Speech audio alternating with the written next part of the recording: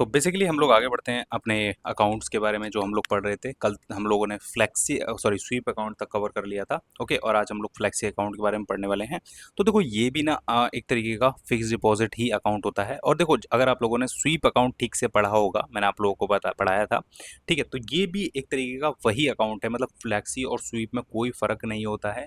ये बस मतलब कुछ बैंक्स द्वारा क्या क्या किया गया कि मतलब उनकी ना मतलब हर एक में, जैसे स्वीप में मैंने आप लोगों को पढ़ाया था कि अगर आपके खाते में एक अमाउंट तक पैसा होता है और अगर आप चाहो तो उसके ऊपर का जो भी पैसा होगा, जैसे आपके अकाउंट में मान लो 50,000 रुपये तक रहने चाहिए, आपने कहा, उससे ऊपर जो भी पैसा होगा वो चाहते हो आप कि वो एफडी में हर बार कन्वर्ट हो जाए। इसका फायदा ये होता है कि जैसे मान लो आपके अकाउंट में 1 लाख रुपए पड़ा है, ठीक है ना, 1 लाख रुपए पड़ा है, 1 लाख।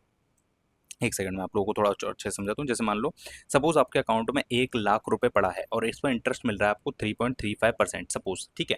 अब आपने कहा कि यार इस पर तो 3.35% मिल रहा है, और आपने कहा फिर एक काम करते हैं, 50,000 रुपये मैं यहाँ रखता हूँ और 50,000 रुपये की मैं एफडी करवा देता हूँ। लेकिन कल को अगर मान लो आपको 70,000 रुपये की जरूरत पड़ गई, तो आपने 50,000 तो यहाँ से दे दिए, लेकिन 20,000 रुपये एफडी से चाहिए आपको, और फिर उसके लिए एफडी तोड़नी पड़ेगी और पूरा का पूरा बजट आपका बिगड़ जाएगा, मतलब एफडी आपकी टूट जाएगी और उस पर पेनल्टी भी लगेगी अगर आप लोग पहले करते हैं तो आपने क्या किया, आपने फ्लेक्सी अकाउंट मतलब फ्लेक्सी की जो सुविधा है उसको यूज़ किया। तो आपने क्या कहा कि भाई मेरे अकाउंट में ना सिर्फ 50,000 रुपये रहने चाहिए, उससे ऊपर जितना भी पैसा हो ना उस सब की आप एफडी कर दो। ठीक है ना, हमेशा जब भी आपके अकाउंट में 50,000 से पूरे ऊपर जितना भी पैसा होता जाए उसकी आप एफडी कर दो। अब आपके अकाउंट में 1 लाख रुपए, आपने 50,000 आपके अकाउंट में रहेगा और 50,000 की यहाँ पर एक एफडी हो गई, ठीक है, सपोज, जिस पर आपको इंटरेस्ट मिलेगा 6.5% मान लो, ठीक है, जो भी एफडी के रेट हो अलग अलग इसके आपसे मान लो, ठीक है, 6.5%। दो फायदे हैं इससे आपके, एक तो ये है कि आपके अकाउंट में पहले जो 3.35% का इंटरेस्ट मिल रहा था अब आपको 6.5% का मिल रहा है, तो ये एक बेनिफिट है। प्लस आपके अकाउंट में एक लिमिटेड पैसा है तो आप खर्च भी मतलब उस हिसाब से करोगे। प्लस अगर आपको कभी भी जरूरत पड़ जाए तो ऐसा नहीं है कि इससे आप पैसा नहीं निकाल सकते, आप कभी भी पैसा निकाल सकते हो। जैसे मान लो आपको 70,000 की जरूरत पड़ गई, तो 50,000 यहाँ से कट जाएंगे और 20,000 रुपये यहाँ से कट जाएंगे तुरंत, आपके में कोई भी दिक्कत परेशानी नहीं होगी, और आपकी जो एफडी है ना फिर वो 30K की हो जाएगी, सिंपल, कोई दिक्कत परेशानी नहीं। तो यही चीज़ है, फ्लेक्सी और स्वीप दोनों एक ही हैं, बस बैंक अलग अलग जगह पर, मतलब किसी ने 50,000 लिमिट सेट कर दी, किसी ने 20,000 सेट कर दी, किसी ने 1 लाख सेट कर दी। तो उसके डिपेंड पर ना एक मार्केटिंग का तरीका है स्वीप और फ्लेक्सी, बस बस दोनों एक ही चीज़ है, ठीक है ना। चलो अगला है exchange earners foreign currency account, ठीक है। अब ये क्या होता है, ठीक है, देखो सिंपल सी बात है, ये एक ऐसा अकाउंट है, जैसे मान लो एक बिजनेसमैन है मुकेश अंबानी, ठीक है। अब ये क्या करते हैं, ये रशिया की एक कंपनी है उससे ये ऑयल खरीदते हैं, ठीक है, ऑयल खरीदते हैं। अब ऑयल के लिए ये अब जो है वो आईएनआर तो देंगे नहीं, इंडियन रुपी तो देंगे नहीं, ठीक है, ये देंगे डॉलर, ठीक है। अगर रशिया मतलब जो भी एक्सेप्ट करता है या कोई और फॉर्म में अगर करेंसी है तो वो देता है।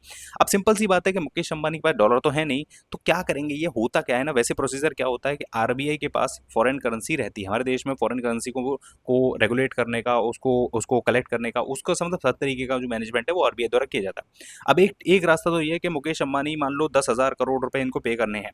अब मुकेश अंबानी 10,000 करोड़ रुपए लेकर आरबीआई के पास जाए, आरबीआई से कहें इन्हें डॉलर में कन्वर्ट करते हैं, वो डॉलर में कन्वर्ट करके देगा, फिर ये इसको पेमेंट करेंगे, तो इसमें बहुत डिले लगेगा, बहुत ज़्यादा दिक्कत परेशानी होगी। तो बैंक में एक ऐसा अकाउंट भी खोल दिया जाता है, exchange earners foreign currency account.